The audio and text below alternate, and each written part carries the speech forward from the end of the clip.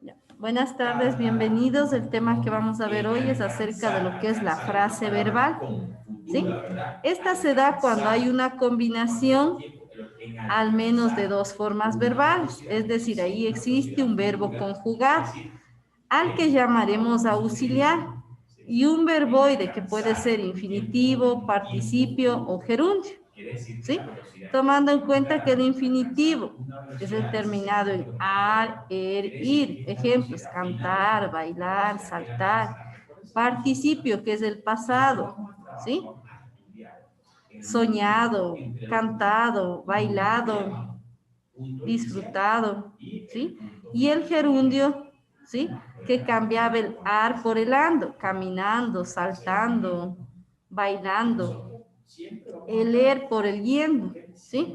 Corriendo, leyendo, riendo, ¿sí? Entonces, a una frase se le conoce cuando ambos elementos son inseparables. Se necesita uno al otro para que la oración tenga sentido. En ocasiones puede darse combinando con otros nexos. Vamos a ver ejemplos de esto, ¿sí? Frase verbal de tiempo compuesto, ¿sí? Entonces, esta se forma con un auxiliar, que en este caso es el haber, y un participio, ¿ya? Entonces dice, había andado. Estamos utilizando el verbo auxiliar haber, había andado. Y el participio, ¿sí? Ajá. Hemos venido, habría salido, ¿sí? Entonces, tengo un participio, perdón, un auxiliar más el participio, ¿ya? Esa es una frase verbal en tiempo compuesto. La frase verbal pasiva se forma con el auxiliar ser más el participio, ¿sí?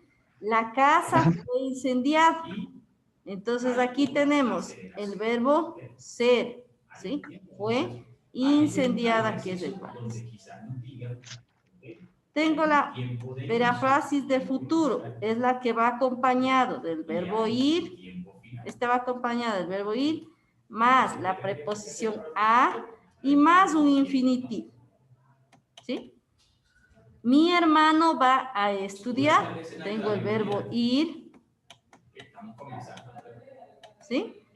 La preposición a y el verbo en infinitivo, ¿sí? Lo que ya el verbo infinitivo, estudiar, caminar, saltar, reír, terminado en a, ir, ¿sí? Veamos, el año próximo vamos a estar en 9º año. Está el auxiliar ir conjugado, ¿no? Vamos. La preposición a, ¿sí? Y el verbo sigamos. A continuación tengo lo que es la perífrasis obligativas, ¿sí? Que expresan una obligación, ¿sí? Y tienen el siguiente, trabajan con el auxiliar tener que o deber, más un infinitivo. Veamos los ejemplos. Tenemos que estudiar para mañana. Tenemos aquí el auxiliar tener, ¿sí? Más el infinitivo estudiar. Otros ejemplos o otros casos de frases verbales, ¿sí? Tenemos también con lo que es el verbo auxiliar comenzar, empezar, echar, romper, más un infinitivo. O el auxiliar estar más el infinitivo. O el auxiliar terminar, acabar, más el infinitivo, ¿sí? Veamos los ejemplos. Terminamos de comer, ¿sí? Ajá. Seguís pensando, ¿sí? Estaba por salir. Estoy utilizando el auxiliar estar, ¿sí? La preposición por y el infinitivo salir.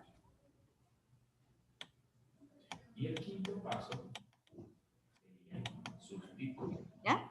Aquí vemos algunos ejemplos también de frases verbales que utilizan igual un auxiliar llegar más el infinitivo.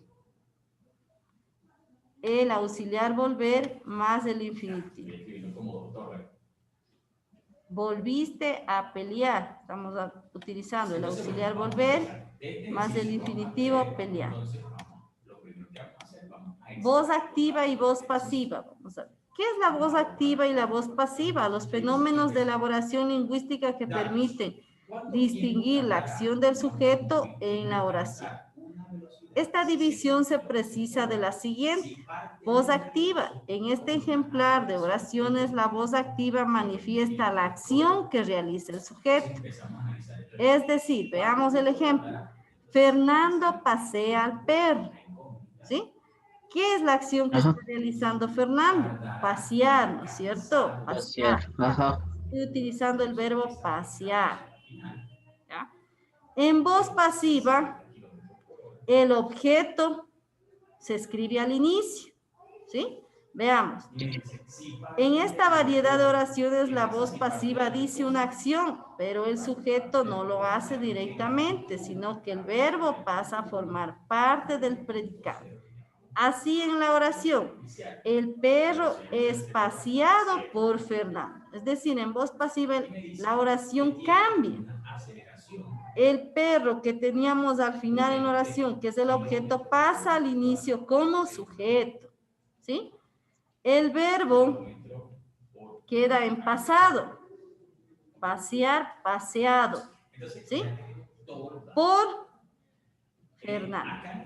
Veamos algunos ejemplos de voz activa y voz pasiva para entender mejor. Miguel pasea el gato en voz activa. El gato es paseado por Miguel.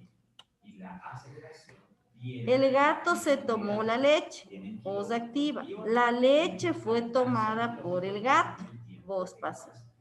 Lupita hace la tarea en su cuaderno, es voz activa. La tarea es hecha por Lupita en su cuaderno.